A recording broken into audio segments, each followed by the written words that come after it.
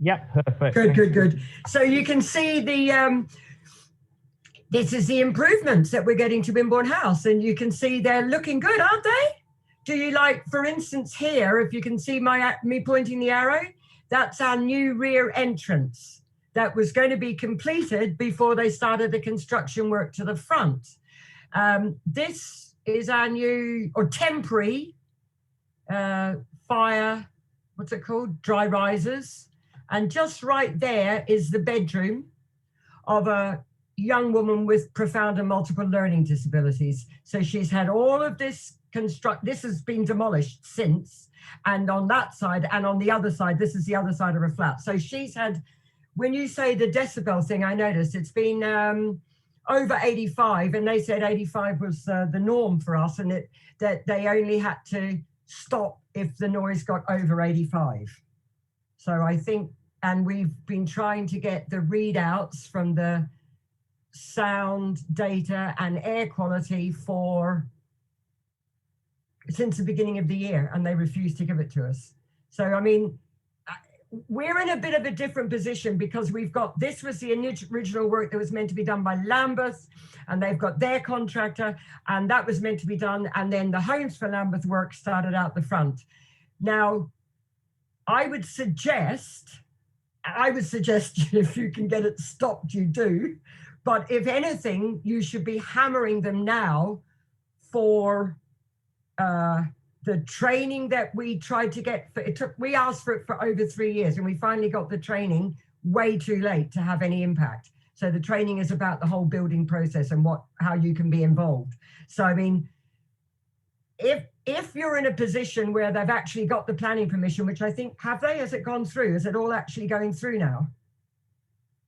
Oh, I've lost you now, Sabrina. Yeah, yes? Yeah, it's all gone through now. I'm unmuting, but unfortunately, yes, I'm so sorry, Dreenagh, but yes, we do have. Yeah. So that's what I'm saying. What you need to do, though, if that's the case, you need to be really hammering them now and bring us up as the example, because I think it was deliberate, but I can't say.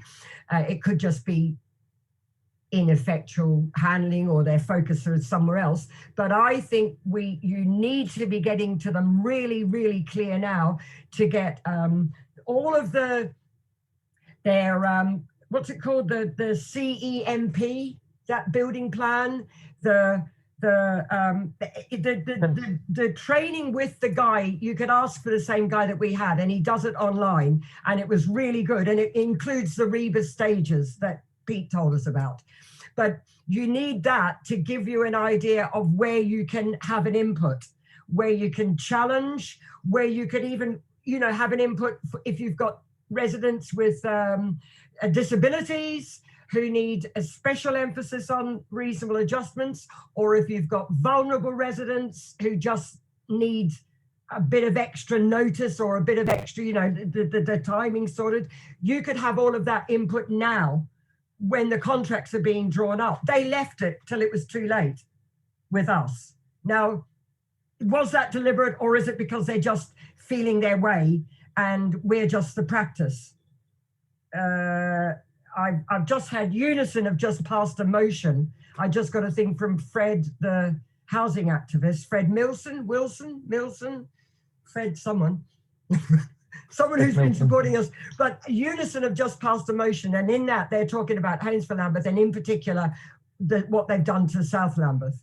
I mean, I've got my daughter and my neighbour's daughter are taking Lambeth to court. That's in process, and we've just been informed by the Ombudsman that we can put in an application to them, because I've done complaint after complaint after complaint, and nothing gets followed up. So I would say, if you're where you are now, you need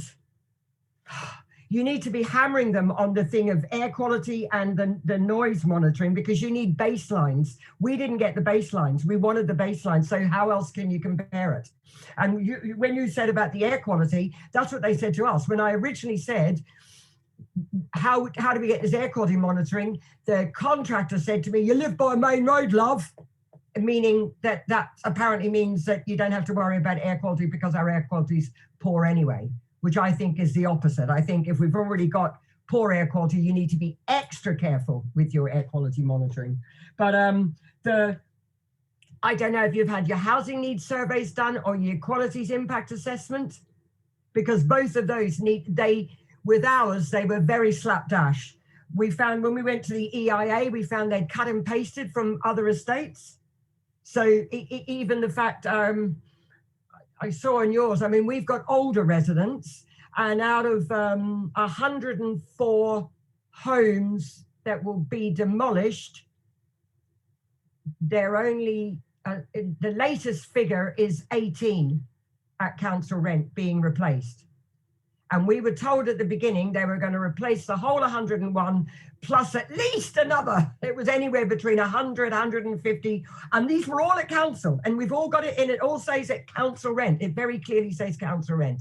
And then it started changing to this kind of social rent, affordable. Oh, no, we mean council. Oh, no, we social. But actually, 18 is not a plus, is it? If you're going to demolish 101 dwellings. And watch out, the thing that they did here, and they're probably doing it already on your estate, they basically go around and visit all of the people who are council renters and offer them money to move them off the estate. Because the more council tenancies they move off the estate, that's the less they have to re-provide.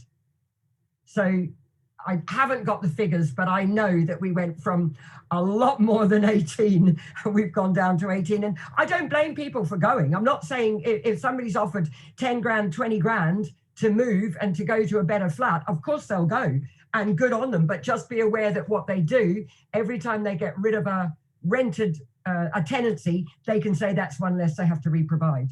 So I don't know how they got to that ruling or what it means. I don't know. We've been told, one thing we did, we screamed at them for months, and we finally got it. And I would suggest this as well, when they do get to the point of actual whatever work they're doing, you want a timeline and you want a clear message board that tells residents so they can just look and see on a simple way what is happening and what's happening that week by week, what is happening. Because we've been under consultation for 7 years. They started this demolition work last November. Was it really last November? God, I can't bear it. I don't know, end of last year, and then the next, and that was all meant to be finished. New lot started in March, and you can see this lot is nowhere near completion. So my thing is, I would say to you, use us as an example and say you've heard horror stories about what's happened here, because it is horror stories. I've had, I was decanted with my daughter who's profoundly disabled, and her response to noise is to just punch herself in the face and bang her head on the wall. So she was doing that non-stop, and they eventually agreed, they decanted us. I won't go into the nightmare of actually finding somewhere suitable, which I had to because they didn't. But that was in August, and they assured me all of that work was going to be completed by the time we got back. And look where we are now. We're in January, and we're in a worse state than we were in August.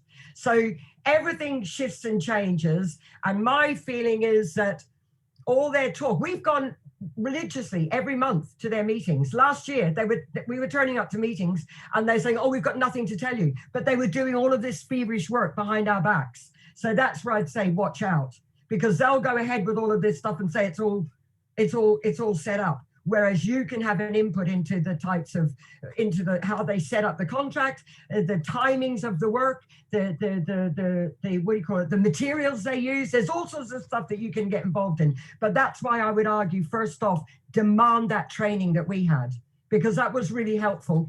But it was informative. It would have been really helpful if we could have had it when we wanted it 3 years ago.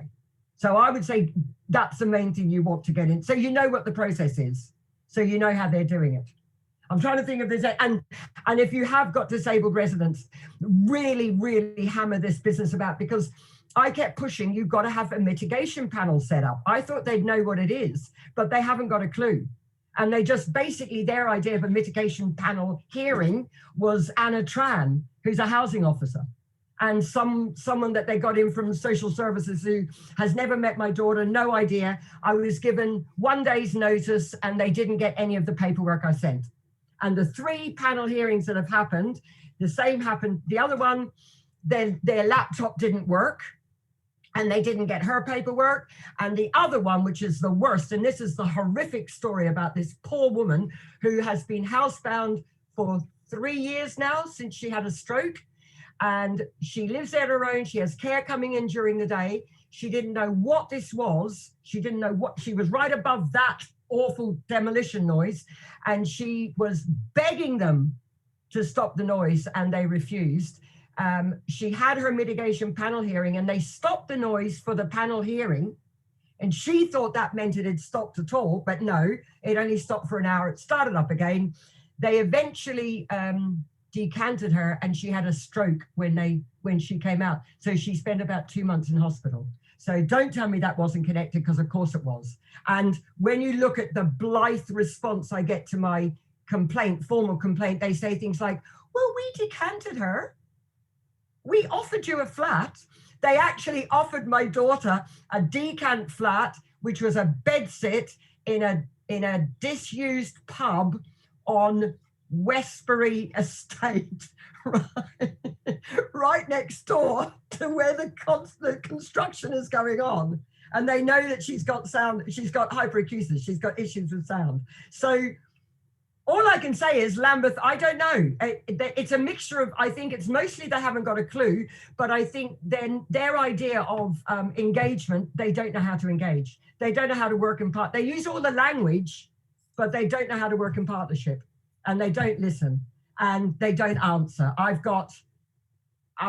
We've got spreadsheets full of questions going back 6 years that haven't been answered. So, you know, it is actually a horror story here. And this is us not resisting. We knew, because we were only Wimborne House, the TRA for Wimborne House. We weren't for all the surrounding the 6 low-rise that they're demolishing. And they were mostly residents going, oh, well, I don't know, So we couldn't really speak for them at the time we did our deputation. And they were kind of thinking, as you were saying, Sabine, I think they bought into the thing of, oh yeah, they're going to get me a nice new place. Well, that's all right. That's fine. But actually, a large proportion of the low-rise are older people in their 80s and 90s who did right to buy.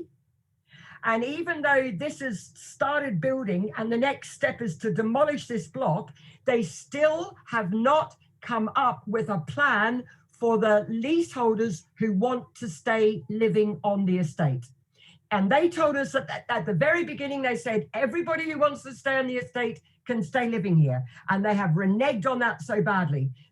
So you've got no, you know, the leaseholders, they're telling people in their 80s and 90s, we'll probably give you about 300 grand and you can do a shared ownership for the other, which is shocking when you think of people who have bought their home, paid it off, thought they were going to leave it to their kids, and now it's all gone.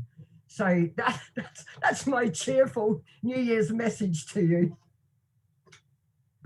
Thank you so much. Thank you so much, Dreenagh. Yeah, Right. I know, Pete, you're going to talk. Thank you so much, my word. We get told, well, we don't live near such a busy road, so that's why we should tolerate all this stuff.